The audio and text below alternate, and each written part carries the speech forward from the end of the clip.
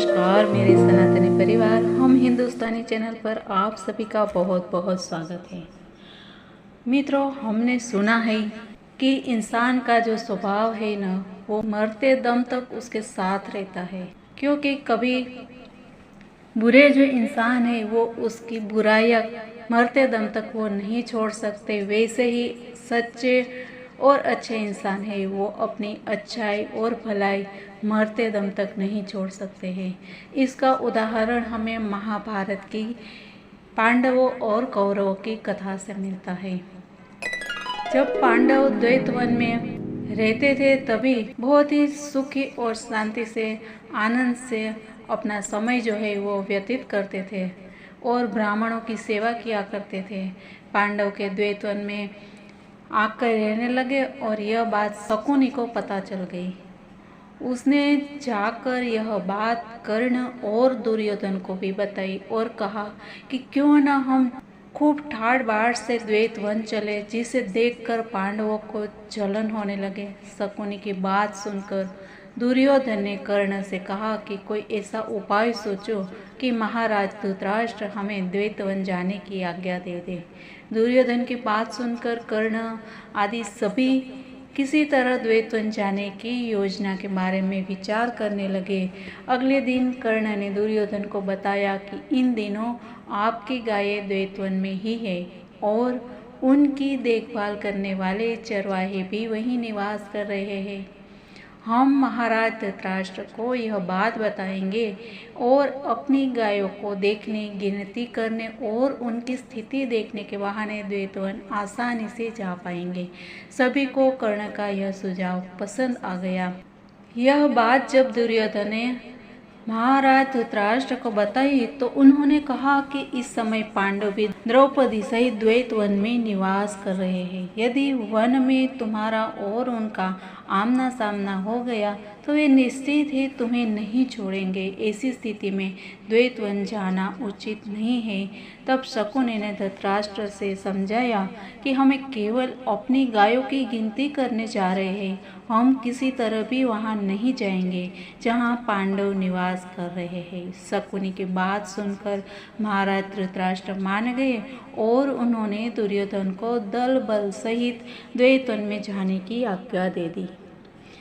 महाराज धृतराष्ट्र की आज्ञा पाकर दुर्योधन बड़ी भारी सेना लेकर द्वैतवन जाने के लिए चला। उसके साथ 8,000 रथ, 30,000 हाथी और हजारों पैदल सैनिक भी थे। इस प्रकार जब सभी लोग द्वैतवन पहुंच गए और डेरा लग गया, तब दुर्योधन ने अपनी असंख्य गौओं की गणना की और उन पर अपनी निशानी डलवाई।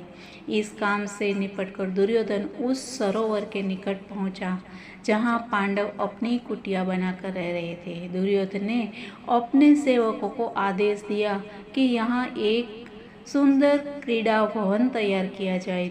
जैसे ही उनके सेवक सरोवर पर गए, गंधर्व आ गए और उनको जाने की अनुमति नहीं दी।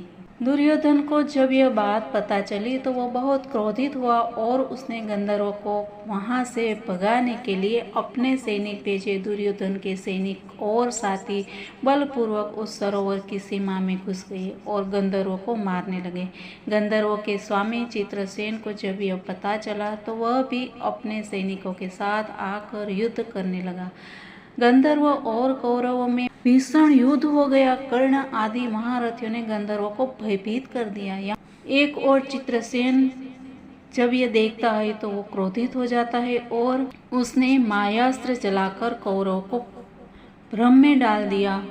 इससे कौरवों की सेना में भगदड़ मच गई। चित्रसेन ने दुर्योधन, दुशासन आदि को बंदी बना लिया। जो कौरव सैनिक गंधर्व से जान बचाकर भागे, उन्होंने पांडवों की शरण ली और उन्हें पूरी बात बताई। यह बात सुनकर युधिष्ठिर ने कहा कि इस समय ये लोग हमारी शरण में आए हैं, इनकी रक्षा करना हमारा धर्म है।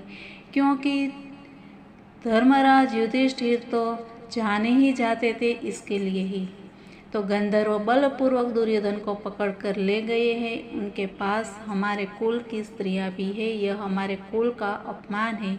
ये सोचकर युधिष्ठिर ने कह दिया कि तुम सब आ जाओ और दुर्योधन को छुड़ा लाओ। यदि गंधर्व राज न माने तो थोड़ा पराक्रम दिखाकर दुर्योधन को छुड़ा लाना। युधिष्ठिर की बात सुनकर अर्जुन ने प्रतिज्ञा की कि यदि गंधर्व हमारे समझाने पर भी नहीं माने तो आज हम उन्हें नहीं छोड़ेंगे। ऐसा कहकर भीम, अर्जुन, नकुल और सहदेव दुर्योधन आदि को छुड़ाने के लिए चल पड़े। गांधर्व के पास पहुंचकर पांडव उनके सामने खड़े हो गए। उन्होंने गंधर्व को समझाते हुए कहा कि दुर्योधन को छोड़ दो। बहुत समझाने पर भी गंधर्व नहीं माने तो भीम, अर्जुन, नकुल व सहदेव उन पर हमला कर दिया। अर्जुन ने आग्नेस्त्र छोड़कर हजारों गांधर्वों को मार दिया। गंधर्वों को हारता देख गंधर्व राज चित्रसेन अर्जुन के पास आया और बोला कि वह पांडव का मित्र है। देवराज इंद्र ने ही उसे दुर्योधन को बंदी बनाने के लिए भेजा था, क्योंकि वह अपना ऐश्वर्य दिखाकर तुम्हें जलाना चाहता था। ये बात चित्रसेन ने अर्जुन को बता दी। इसके बाद गंधर्व राज चित्रसेन धर्मराज युधिष्ठिर को पास आए और उन्हें सब बातें बता दी। युधिष्ठिर के कहने पर गंधर्वों ने दुर्योधन आदि सभी को छोड़ दिया और पुनः स्वर्ग को चले गए। गंधर्वों के बंधन से मुक्त हुए दुर्योधन से धर्मराज युधिष्ठिर ने कहा कि कभी भी अधिक साहस नहीं करना चाहिए। अब तुम सब भाइयों सहित अपने घर जाओ। इस घटना से मन में किसी प्रकार का खेद मत मानना। धर्मराज के इस प्रकार आज्ञा देने पर दुर्योधन ने उन्हें प्रणाम किया और अपमानित होकर अपने नगर की ओर चला गया। दुर्योधन को उस समय अत्यंत ग्लानि का अनुभव हो रहा था, लेकिन हम सबको पता है कि फिर भी महाभारत का युद्ध तो हुआ ही हुआ, क्योंकि ये था दुर्योधन का अहंकार। और कितना भी कर लो, लेकिन जो दुष्ट है वो उनकी दुष्टता छोड़ते नहीं है। लेकिन आखिर जीत तो सत्य की ही होती है, ये हम सबको पता है और जान लेना चाहिए कि आखिर सत्य ही विजयी होता है। तो इसके साथ ही मित्रों मिलते हैं कल कुछ नई बातों के साथ। तब तक के लिए जय हिंद, वंदे मातरम, भारत माता की जय।